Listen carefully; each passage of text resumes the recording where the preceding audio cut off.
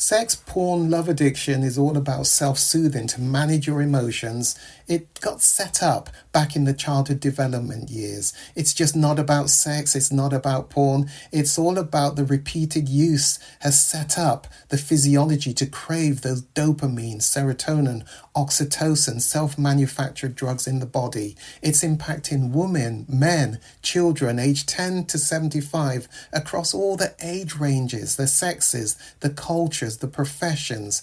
It increased exponentially during COVID lockdown and impacting so many lives. The Kairos Center has created the first online comprehensive sex, porn, love addiction. It's a video on demand recovery program which you can access from anywhere in the world and begin to see identifiable changes just within 6 weeks of beginning this weekly program. Kairos means your appointed time.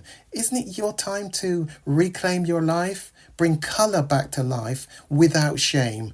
Click the link below and begin your journey. You owe it to yourself and to others.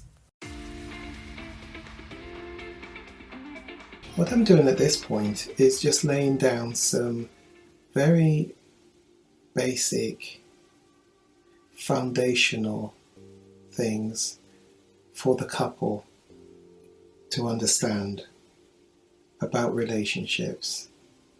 And then I'm going to build on them. So, having looked at pinches and crunches, I'd like you to look in your homework book, your workbook, at an image called different relationship images.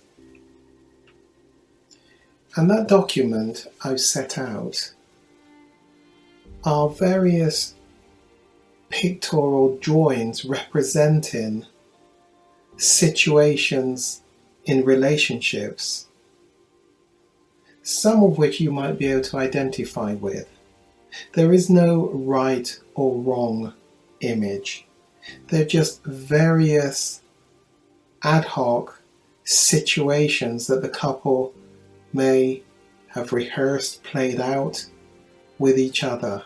Find an image, possibly two, that best represents a time in the past when the relationship was working at its absolute best for you. Which of those various images best depicts that situation? Put P in the box.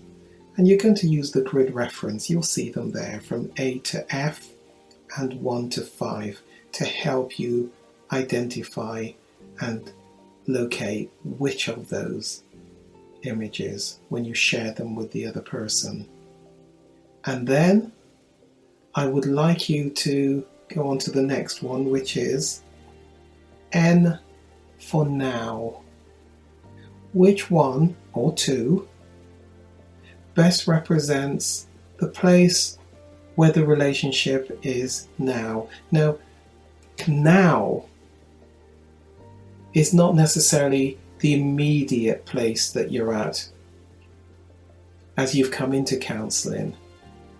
Now represents something about the last year or so, or the last 6 months, where the relationship has severely deteriorated and has caused you both to agree to look to counselling, to look to therapy. Which one or two best represents where you perceive the relationship is now that has brought you into counselling, into therapy? Put N in the relevant one or two choices, boxes on the image. And the last one is F for future. Which one or two images best for you represents the ideal place in the future where you would like the relationship to be? At this point, I say to couples, think outside of the box.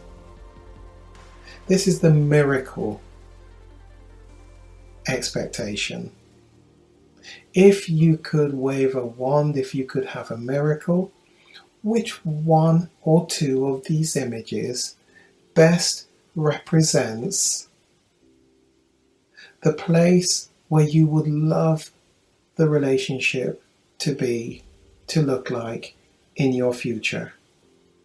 Don't worry if you just can't imagine it right now.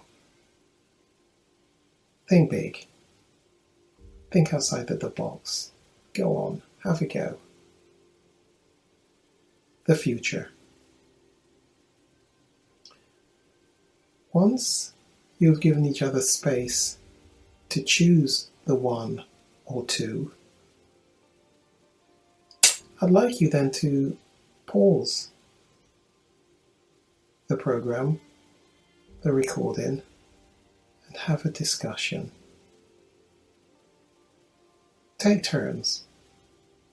One person starts with which one or two images that they have chosen for P, for past, and I would like them to explain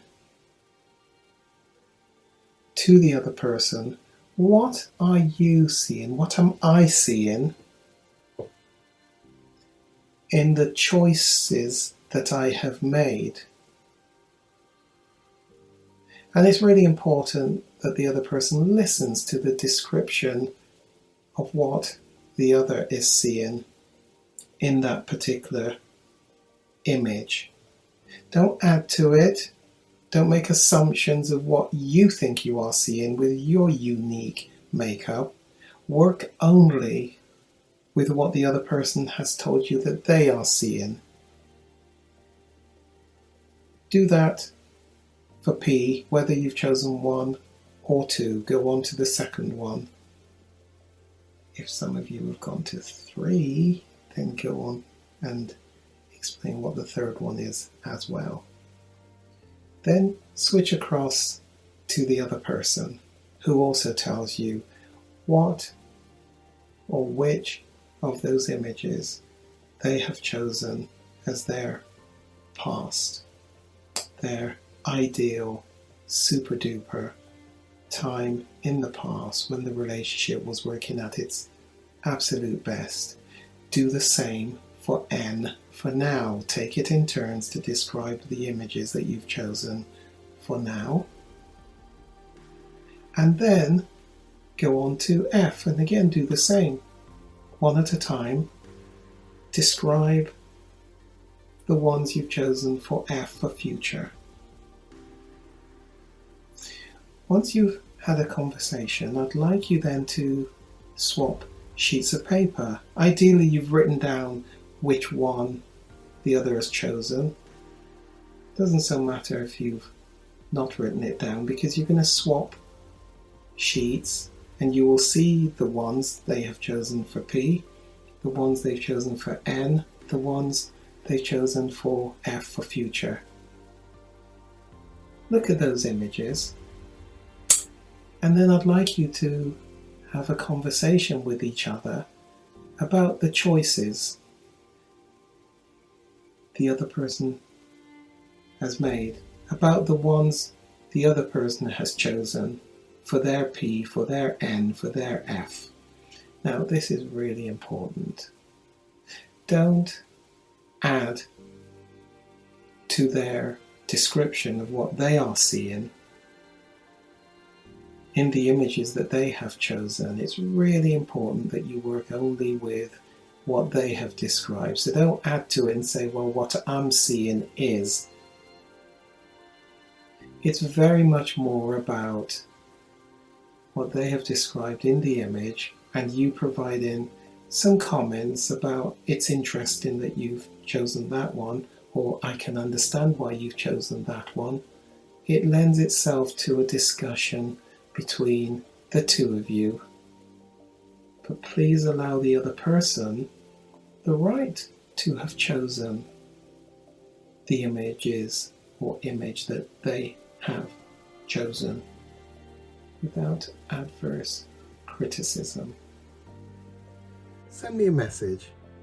It's time to get your relationship back onto a better footing for your future.